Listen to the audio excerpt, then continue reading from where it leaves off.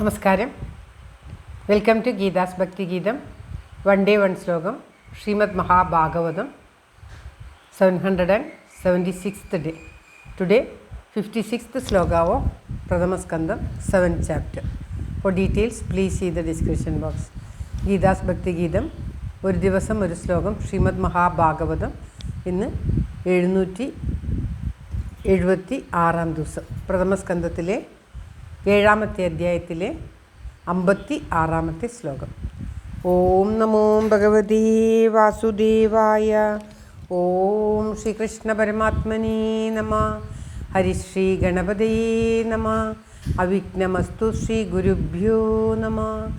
ഓം തത്സത്. കൃഷ്ണം നാരായണം വന്ദേ കൃഷ്ണം വന്ദേ വ്രജപ്രിയം.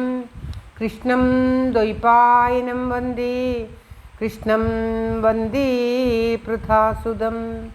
ശ്രീപരമാനന്ദനാഥനായ അദ്വൈതദീപമായി മോക്ഷേക്ഷു വൃന്ദമന്ധാരമായി കാരുണ്യവാരിധിയായി വിഭൂദേശനാം നാരായണൻ മമ മന്ദത മാറ്റണം.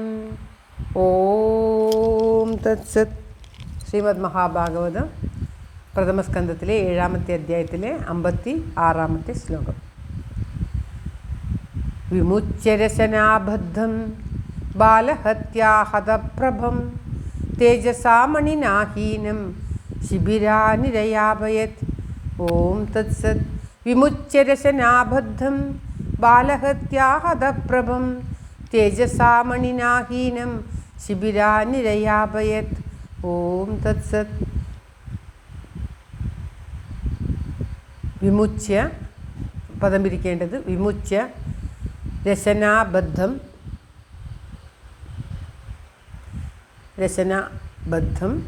ബാലഹത്യ ഹതപ്രഭം തേജസ മണിന ഹീനം ശിബിരാത് നിരയാപയത്. ഇങ്ങനെയാണ് പദം പിരിക്കേണ്ടത്. ബാലഹത്യാഹതപ്രഭം എന്നാൽ ബാലവധം നിമിത്തം നശിച്ചിരിക്കുന്ന പ്രഭയോട് കൂടിയവൻ.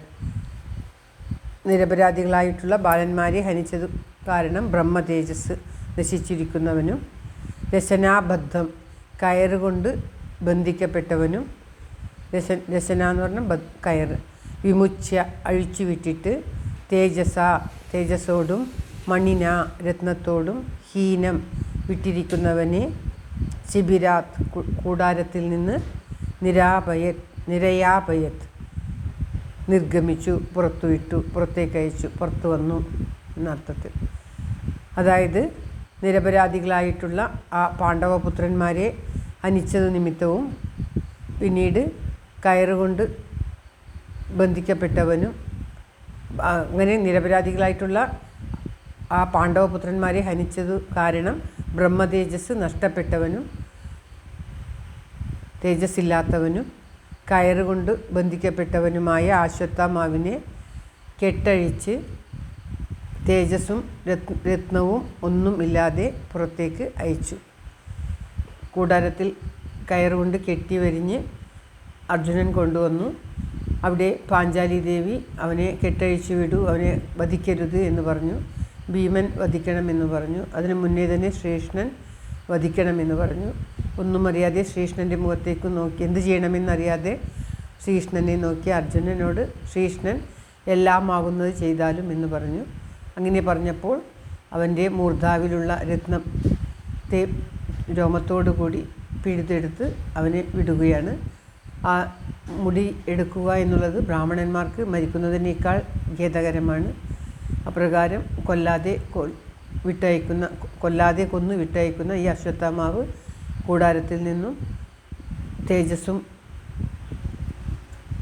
രത്നവും ഒന്നുമില്ലാതെ തൻ്റെ തലയിലുണ്ടായിരുന്ന ജന്മം മുതൽ മൂർധാവിലുണ്ടായിരുന്ന രത്നവും തേജസ്സും എല്ലാം നഷ്ടപ്പെട്ട് കയറഴിച്ച് വിട്ടപ്പോൾ കൂടാരത്തിൽ നിന്നും പുറത്തേക്ക് വന്നു. കയറഴിച്ച് കൂടാരത്തിൽ നിന്നും അദ്ദേഹത്തെ പുറത്തേക്ക് വിട്ടു എന്നാണ് ഈ ശ്ലോകത്തിൽ പറയുന്നത്. ശ്ലോകം ഒരിക്കൽ കൂടി. ആ കുട്ടികളെ വധിക്കുന്നത് എത്രത്തോളം ദോഷകരമാണ്, എന്ത് ബ്രാഹ്മണനായാലും ആ ബ്രാഹ്മണൻ്റെ തേജസ് അതുമൂലം ഇല്ലാതാകും എന്നുള്ളത് കൂടി ഇവിടെ വ്യക്തമാക്കുകയാണ്. അശ്വത്ഥാമാവിൻ്റെ ആ ക്രൂരത ഒന്നുകൂടി വ്യക്തമാക്കുകയാണ് ഈ ശ്ലോകത്തിലൂടെ. ശ്ലോകം ഒരിക്കൽ കൂടി. വിമുച്ചരശനാബദ്ധം ബാലഹത്യാഹതപ്രഭം തേജസാ മണിനാഹീനം ശിബിരാനിരയാപയത്. ഓം തത്സത്. സർവത്ര ഗോവിന്ദനാമ സങ്കീർത്തനം. ഗോവിന്ദ ഗോവിന്ദ. എല്ലാവരുടെയും നന്മയ്ക്കും ആയുരാരോഗ്യ സൗഖ്യത്തിനുമായി പ്രാർത്ഥിച്ചുകൊണ്ട് ശ്ലോകം ഭഗവാന്റെ തൃക്കാൽക്ക് സമർപ്പിക്കുന്നു. Geetha Rajan. Thank you for watching. All the best. Have A very very nice day. God bless you. ദൈവം അനുഗ്രഹിക്കട്ടെ. എല്ലാവർക്കും എല്ലാവിധ ആയുരാരോഗ്യ സൗഖ്യവും നന്മയും ഉണ്ടാകട്ടെ. ഓം തത്സത്.